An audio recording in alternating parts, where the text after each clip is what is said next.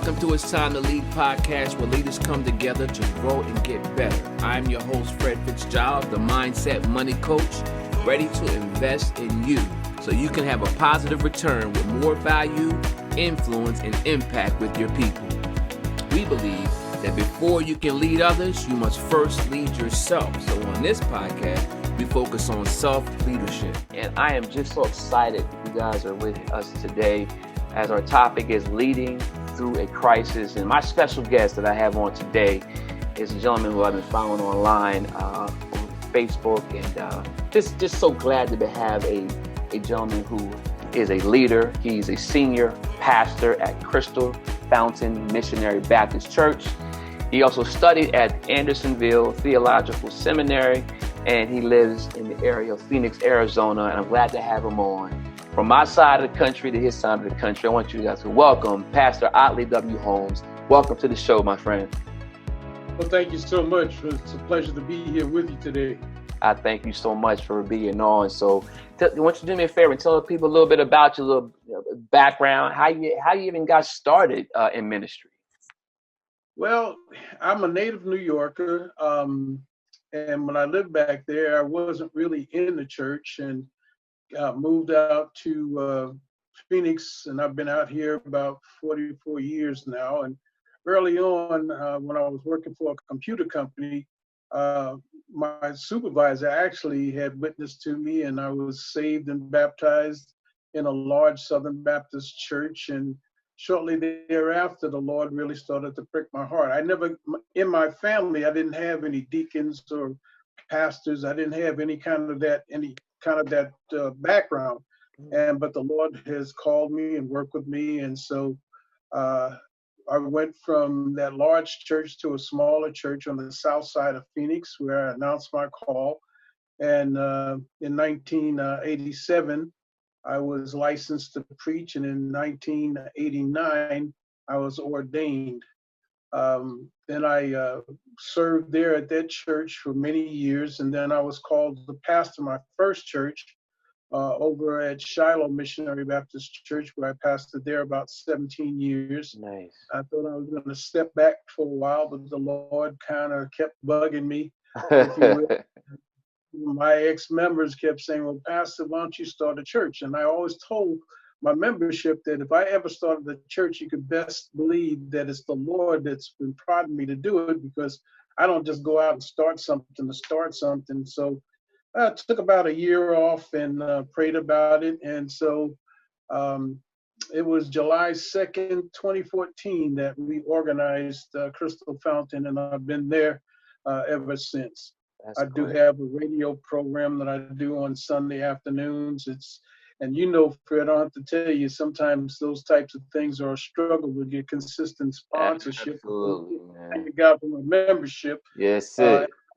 I've been into podcasting also. So that's about my story, and I just always had a love for people. I've always been an observer of people.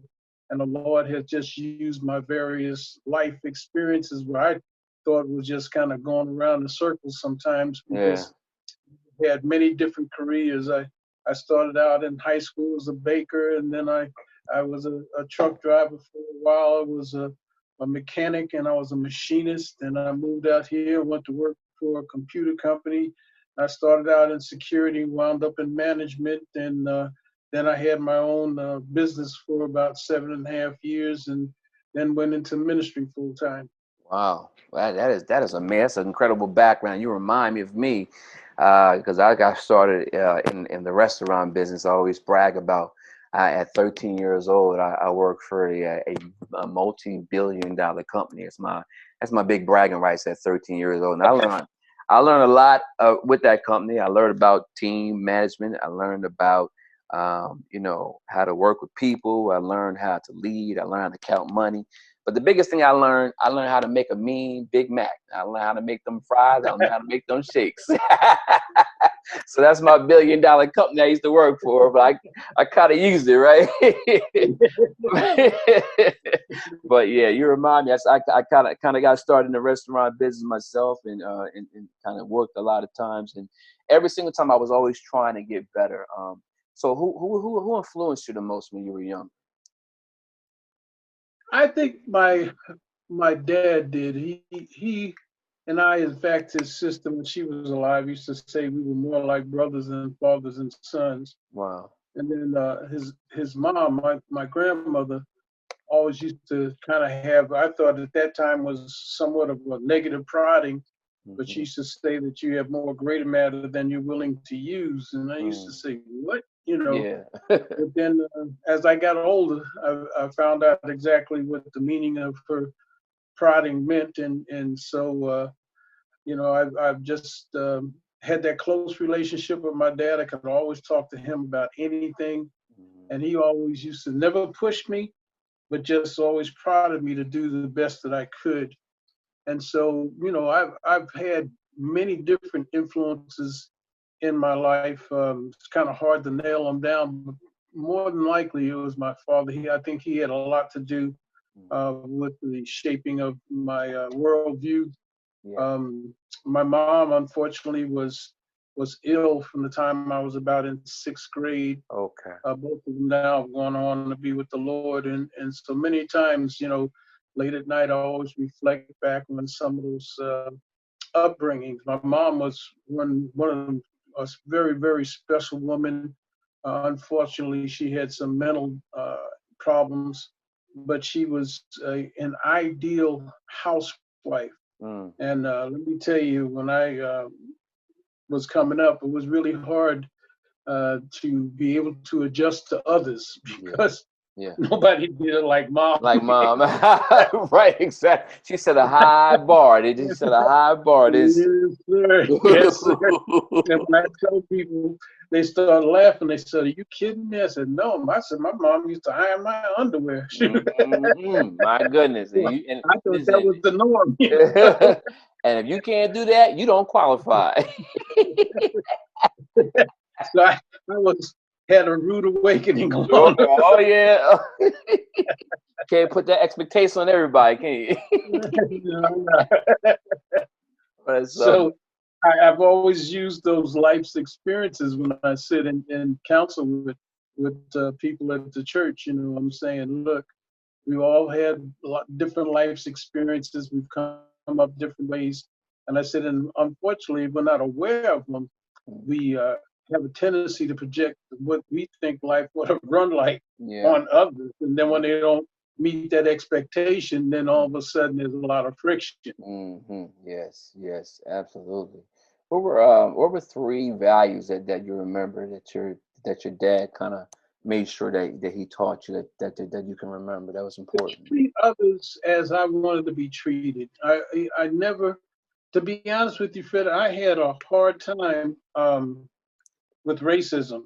Okay. And Yep. not Sure. because I was exposed to it, but I guess I had a hard time because the lack thereof. Yeah. When I was young, I lived in Corona, Queens, Okay. and the neighborhood that I lived in was a mixed neighborhood, and I was the youngest on the block, so all the kids used to be. My mom didn't have to worry about me. I had a block full of babysitters. Yeah. So Sure. I never saw color, Yeah. because it was a mixed neighborhood Yep. and everybody got along. Everybody were blue collar workers, and everybody was trying to survive and, go through life and was strong family. Course, I never had that type of exposure until later on in life. Wow. And then it was kind of a wake up call, because I never, and that's what my parents taught me. I looked at like Dr. King says, I looked at the content of their character, not the Yes. color of the skin, Yes.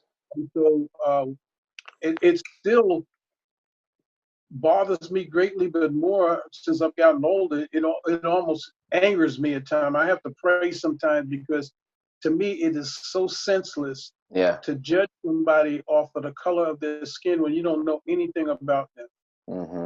That's the truth. So that's one of the things he basically taught me. That was part of my family structure, was to treat others the way you wanted to be treated, and Right. don't see color, see character.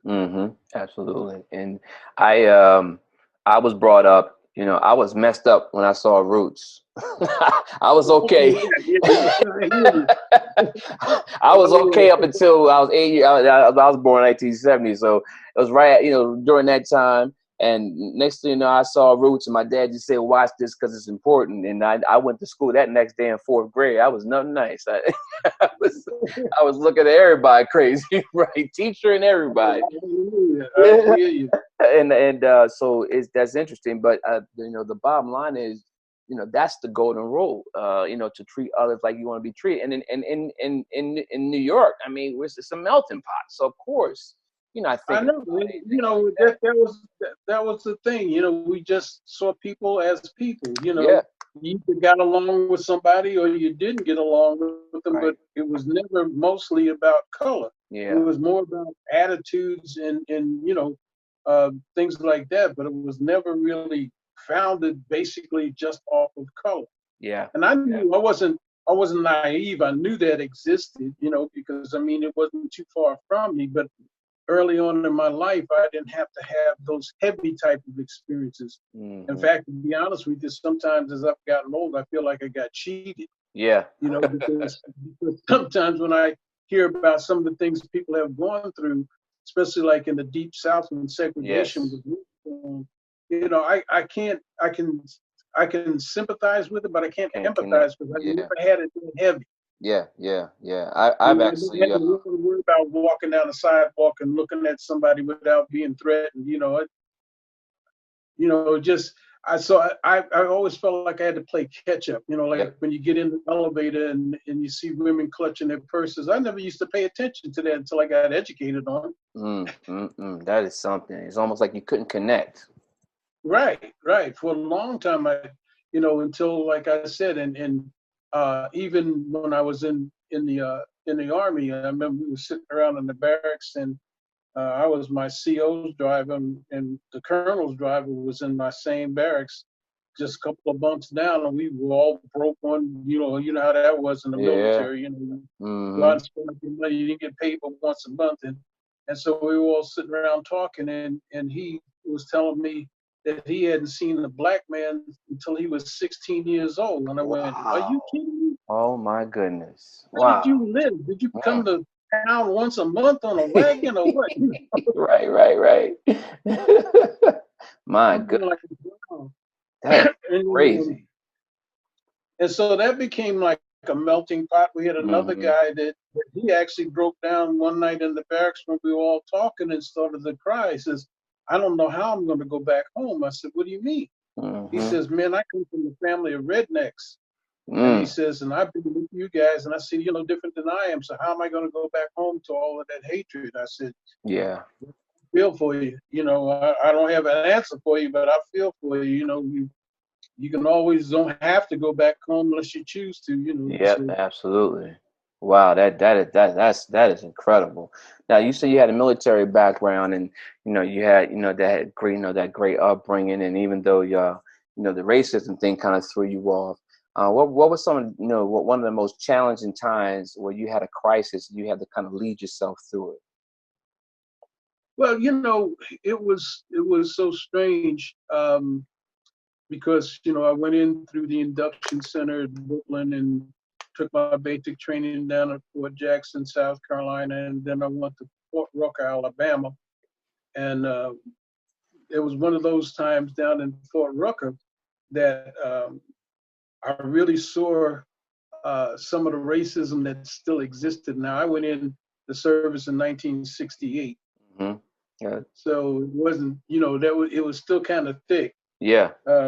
But I remember there were two white guys that came into our base, and they were part of the National Guard, and they were there for their training. Hmm. And one of them had a car, and I'll never forget it. They were from Pennsylvania, so we kind of hit it off, and the three of us decided that we were going to go to Dothan, Alabama, and just kind of kick around and whatnot.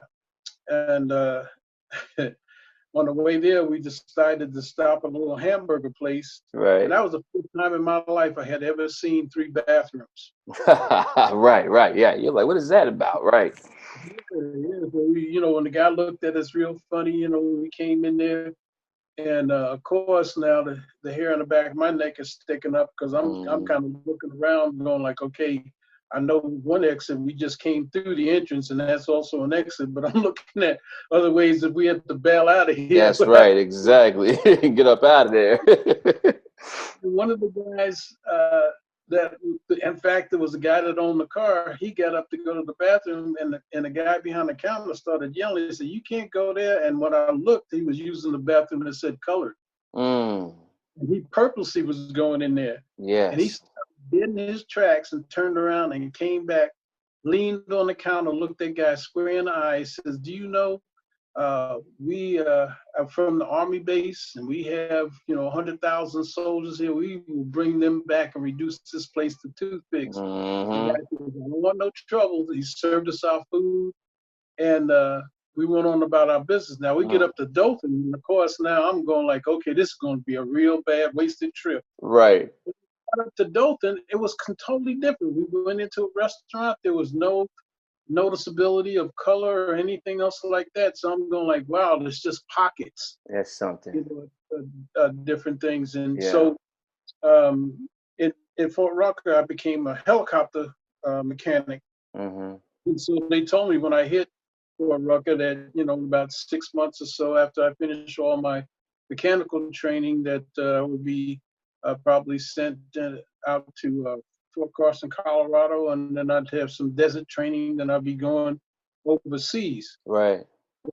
My mom was sick, and I was sitting in the barracks one day, and somebody said, "Well, you need to write your congressman to see if you can get closer to home." Mm. So I did that. I wrote a letter to my congressman. I don't even remember who it was, and waited and never got a response. But the one thing I did notice after a while was I had buddies in my barracks that went to Vietnam and came back, and I was still sitting. Wow. So when I left Fort Rucker, Alabama, went to Fort Carson, Colorado. Now, mind you, I had a 36-month active duty and 3 years inactive. And for 30 months, I sat on Fort Carson, Colorado until I ETS'd. Wow. 30 months. 30 months in that one place. My and no goodness. one could believe that. But what I found out later on after I got out of the service, they said, well, the reason you were never sent overseas and the reason you were never transferred was basically because of the Sullivan Law. I think it was in the Second World War in the Navy. There were 5 Sullivan brothers. They all belonged to the Navy, and they were all killed. Oh. And so Congress passed the Sullivan Law that the only male child could not be sent into a battle zone.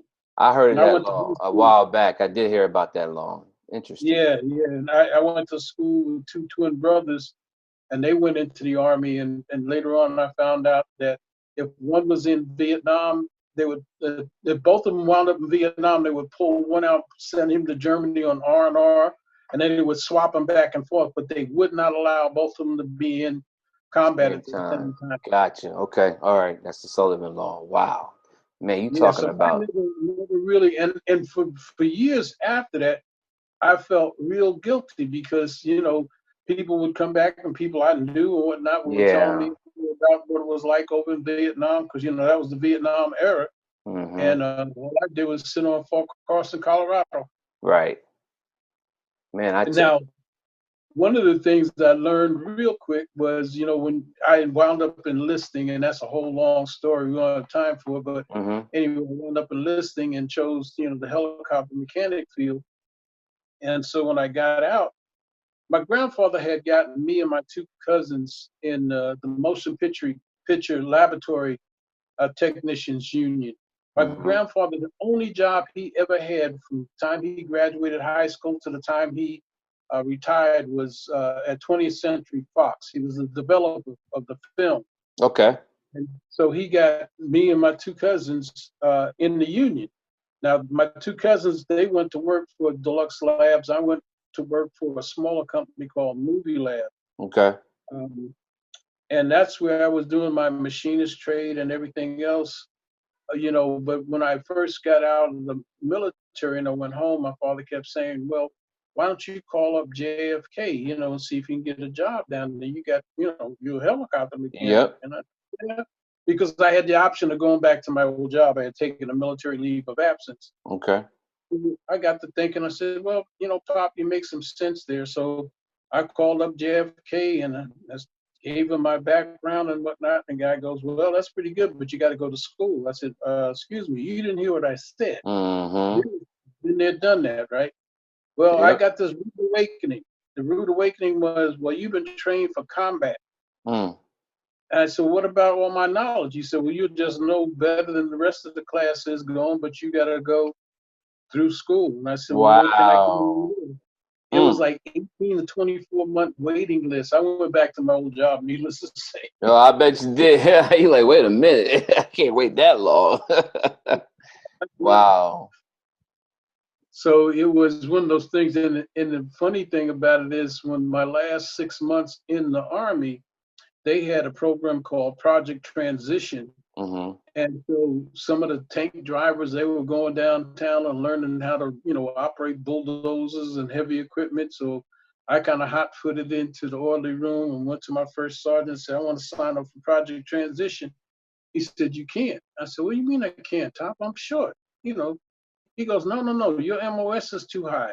But it didn't transfer outside into civilian life. So that's one of the big lies they tell folk going in. Oh yeah, you're gonna get you get a career. Yeah, if you stay in the military. That's right. But it doesn't transfer when you come out in the civilian life. Oh yeah. So you don't have a career when you get out. I Yeah. to become a helicopter pilot. Yeah. And when I was down at Fort Rucker, because that's where they trained the pilots. And I was in the PX one day talking to a buddy of mine. There were two warrant officers there, and I was talking about. I said, "Yeah, I think I'll just go ahead and sign up and become a pilot." Man, that warrant officer almost gave himself whiplash. He turned around so fast. He said, "You don't want to do that." I said, "What are you talking about?" He says, "How long you been in?" I said, "About 9 months." He said, "Well, that goes out the window." He said, "The only thing that'll count for is time and grade." And he says, "Now you're going to have about 12 months in school." I said, okay. And then he says, after you finish your 12 months in flight school, then, you start your commitment, which is 6 years. I said, well, that's not, the greatest, but I still don't see any heavy deterrent yet. And he says, but after your 6 years, if they still need you, they don't have to release you. I said, So now that was the first thing that kind of piqued my attention. But the next thing he told me, he said, look, I've got a buddy that is over in he's a pilot, and he's been in the air more than he's been on the ground. He says he's got 10,000 flying hours. Right. And so when he got out of the Army, he went to a company that specialized, because you're from back east, all those old factories with the tall chimneys. Yes. Yep. So what they would do to have maintenance on those chimneys is they would have a helicopter with a platform attached to it, and they would fly the guys up to the top of the chimney and then land and wait for them to finish to go back up and pick them up. And so that's what he applied for. You know what they told him? They would only take 10% of his flying hours. So out of 10,000 hours, he had 1,000 hours. It takes you 900 hours in civilian life to get a helicopter license. Woo, 900 hours. Whoa, my goodness.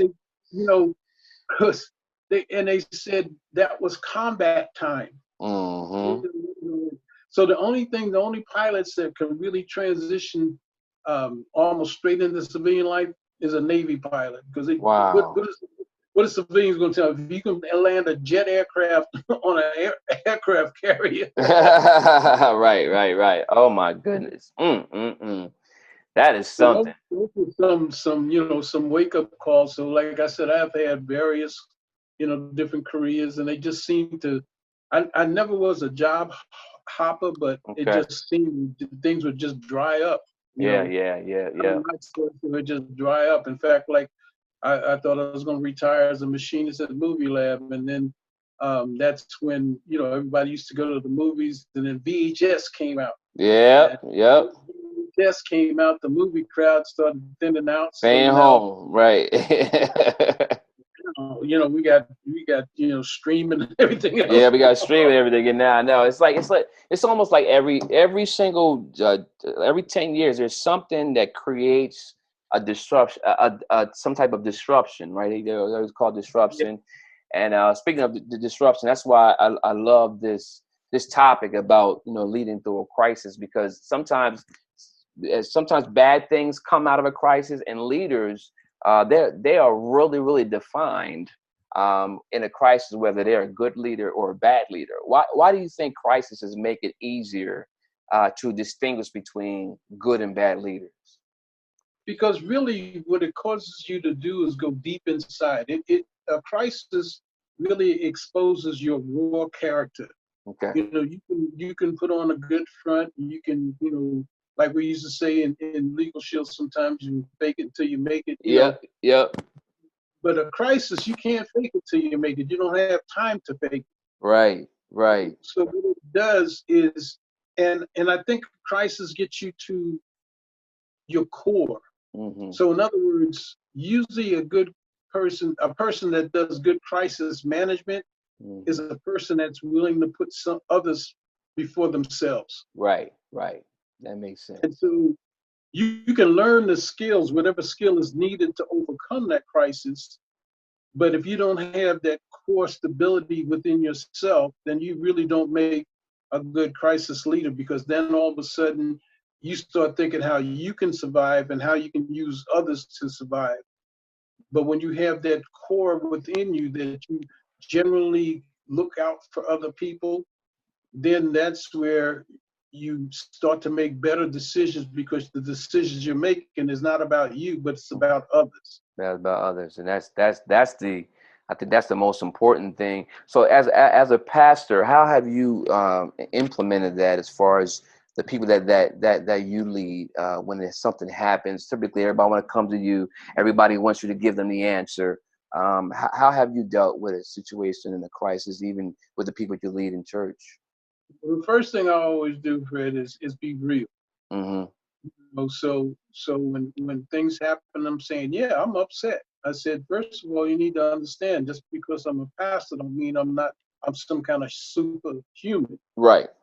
And it doesn't always mean that I have the answers to every dilemma that comes about. Sometimes I have to go and ask for help. So I said, never be afraid to ask for help. Yes. I said, but you have to be willing to understand and be transparent. See, that's what gives people comfort, because when you try to give the impression as a pastor that you're some kind of superhuman, Mm-hmm. then anytime you really get stressed to the point where you break, then people are not willing to follow you any longer. Yeah, true. They had such high expectations of you, and now you failed them and let them down. It could be something even minor. Mm-hmm. So I used to tell people, I said, if you catch me on a bad day, you're going to see me angry. Yeah, that's right. You're human. That's right. Exactly. And so I used to tell people, I said, look, first of all, let's slow ourselves down. Mm-hmm. What does the Bible say about this? So I said, the first thing that happens in a crisis is many times we'll discover that it's a test of our faith. Mm-hmm. We can tout scriptures all the time, but when rubber meets the road, do you really believe in that text? And then the text will tell you to wait on the Lord, and you're going like, well, I said, yeah, we live in a shake and bake society, so after we waited 30 seconds, we figured something out. Exactly. It's true. Yes, So we're in a microwave society. Yeah, I tell people all the time, I says, like the Bible tells us that the Lord always answers prayer. Mm-hmm. And I said, now we never have a problem with yes. I said, now we pout when we hear no, but I said, the one thing that runs us up a wall is when he says wait, because he doesn't say wait. Right. He just doesn't answer. He doesn't say anything. So now all of a sudden you start to wonder what is going on. And I said, if we're not careful, we can get like Abraham and Sarah and take matters in our own hands. Jump in front of it, yeah. Rather than Isaac. Right. Exactly. Oh my God. So it's those kinds of things. I try to always use the scripture and apply it. Mm-hmm. And I'm saying, now listen to the scripture. Don't necessarily listen to me or look at me, because I said many times, depending on how thick the crisis is, I'm trying to apply the same scripture I'm telling you to apply. So I always try to be real and honest with people. I don't never try to push myself and present myself as some kind of a superhuman. Yeah. Because the Bible says, that the Lord will exalt you. So you don't need to go around thumping your chest, trying to be more than you are, because sooner or later, people will peep your whole card, as we used to say, and Yeah, they'll figure it out. yeah, it'll all come out. So, especially like when this pandemic hit. Yep. My members, I'd be like, we're a small church, young church. And so they were saying, Pastor, what we got to do? I said, well, first of all, we need to protect ourselves. Yes. And I said, so when the CDC says wear a mask, wear a mask. When it says wash your hands, wash your hands. Yeah. I said, you really stop to think about it. I said, really, what they're telling us is common sense. Mm-hmm. You know what I'm saying? So, that's right. So they said, we should have been doing this. Yeah. And I'm saying, they said, is this God's judgment? I said, I really can't tell you that. And they said, what do you mean? I said, well, I've always told you that God is like Burger King. He'll let you have it your way. Your way, sure will. And for years now, we've taken prayer out of school. We don't want to have any prayer at our commencement exercises. So we've had trouble where for years you couldn't say Merry Christmas. Yeah. That was intense. And I said, the thing that I struggle with is our nation is founded on Judeo-Christian principles, but yet and still, now I said, and I always kind of say this facetiously, but I said, if you want an acid test, I said, for those of you that have young children that are still in elementary school, as I send your child to school with a T-shirt that says, I love Jesus, and I can almost guarantee you, depending on the area you live in, that they're going to send your child back, tell him he needs to change his shirt because that's an offense. But then all of a sudden a child can go out the house with a 4-letter word on a T-shirt and that's freedom of speech. My goodness. So I'm saying all that to say this. I said, I can't say that the pandemic is God is doing this, but God is allowing this. That's right. That's true. He is. I think he used it. I think he also used it to kind of reveal and shake up things. I don't think it's a judgment, because if it was judgment, we were singing a whole different tune, because the Bible clearly spells out what judgment is. But I do believe that it gets to the point where when we get to a point where we think we own everything, God has a way of being able to, like you say, allowing things to happen just to get our attention. I really believe that, from the government all the way down, and these are the times, like during these times, that even though, of course, we're not going to negate the fact that some people lost their lives, and we're praying that we keep, we do what we got to do, and we're going to pray for them families who lost someone, because that's the worst thing that could ever happen. But there's amazing how many people have made changes in their life, whether it's spending more time with their family, whether it's learning something different they didn't know before. Churches are pivoting to be able to use the technology that maybe they weren't open to use. It's just amazing how things are being able to change, and I believe there's also going to be some good things that come out of this as well. It's going to change us, because it's never going to go back to normal. I do believe that there's no going back to normal. We got a new norm now. We got a new normal now. I tell people all the time, I said, to your point is, there's always a blessing in disguise. Yeah. And I said, now, like I said, I've been on a radio program for about 10, 12 years. I've had a podcast that sometimes I almost forget about, that's been around for about 8 years. Okay. But I said I never really was into Zoom. I was never really into live streaming. Yeah. I said, but over the years, I've taught myself how to edit, how to produce. Nice. Yes. Yeah, we're having church online. I said, yeah, I missed the physical contact, but I said, this is also an opportunity now. I said it this way.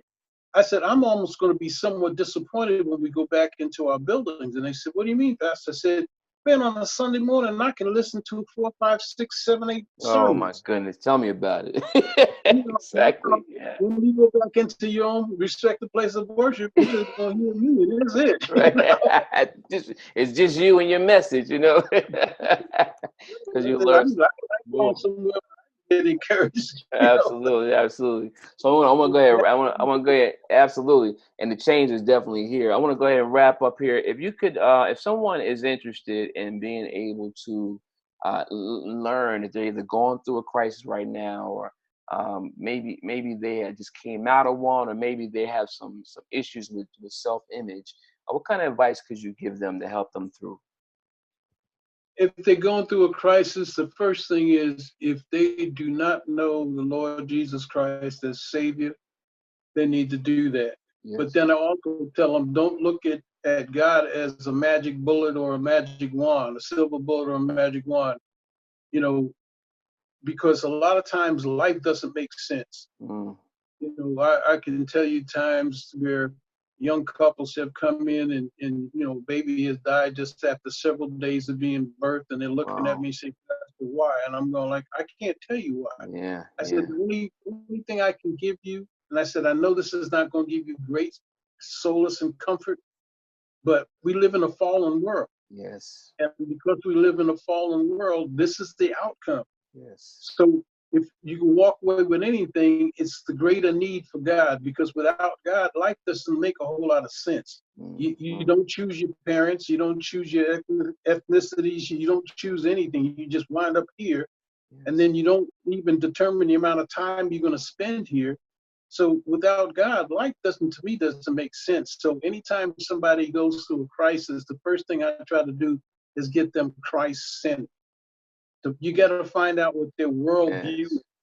because without knowing what their worldview is, and that doesn't mean that I'm going to sit down and evangelize everybody that comes in contact with us in a state of a crisis, because again, timing is everything. If they're not, if they just lost a loved one or someone, to use this example, someone is in the hospital that's on a respirator, and they don't think they're going to make it. They don't want to hear a sermon. Right, right. And it's true. Right. They don't want to hear sermons. So what I've learned, Fred, is you got to take biblical principles and break them down into kind of, I hate to use this term, but for example, kind of a worldly uh, uh, point, you know. So you have to be able to apply the word of God without sounding biblical, if that Biblical, makes sense. yes, yes, yes. More practical. Yeah, we got Yep, to, yep. because the Bible is very practical. The Mm. Bible is so practical. It's a book on practicality. Yep. So that's what I try to do. I try to give people practical understanding that sometimes you may be in a situation that doesn't make sense. I said, now that's not comfortable. You're not going to be able to lay your head on that pillow at night and say, No. okay, but at least it gives you some kind of understanding that some things are just outside of your control. That's right. Because we become control freaks in our lives. We think we can control everything. Sometimes we have to have that rude awakening that sometimes things are just outside of our control. No matter how hard you've tried, no matter how good you've been, since bad stuff does happen to good people. Yeah, that's true. That does. And now that you said that, I now remember that I do remember your name because I've been with Legal Shield 19 years myself, and that's also what I remember. That's awesome. That's really awesome. So if people wanted to get a hold of your podcast and your radio show, how can they get a hold of your podcast? And also if there's somebody's in the Phoenix, Arizona area, and they want to be able to. If you go to Family Values Radio, Okay. and look under that podcast theme, you can find me. That's the radio. It's I broadcast 4:00 to 4:15 on Sunday afternoons. But Okay. if you look under the podcast, Touching Hearts and Changing Lives, you can find it there. Okay. I'm on Spotify. Okay. Words and the number 4 for life's issues. Okay. Words for Life's Issues. I've been doing a lot of.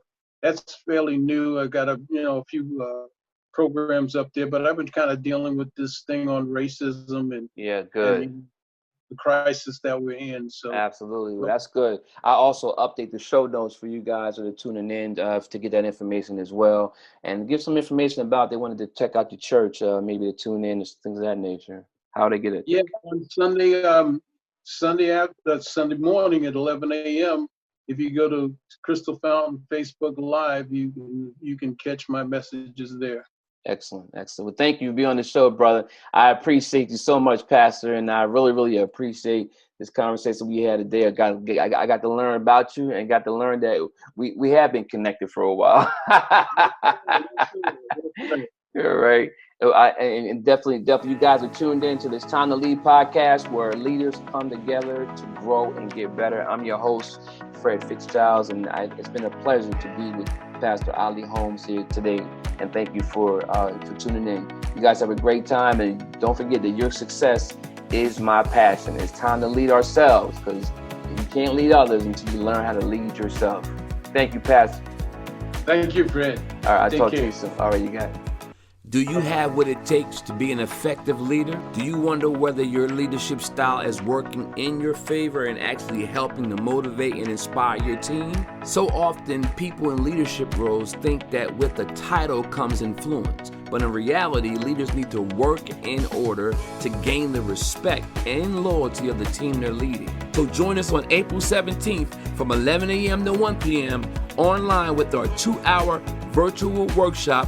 My goal for this experience for you is to help you to recognize that becoming a person of influence and developing the leader within you is within your reach. Some of the topics you can expect to learn more about include leading yourself first, strategies to build confidence in yourself, risk-taking for success, transformational servant leadership, and how businesses benefit from personal growth, and so much more. Click below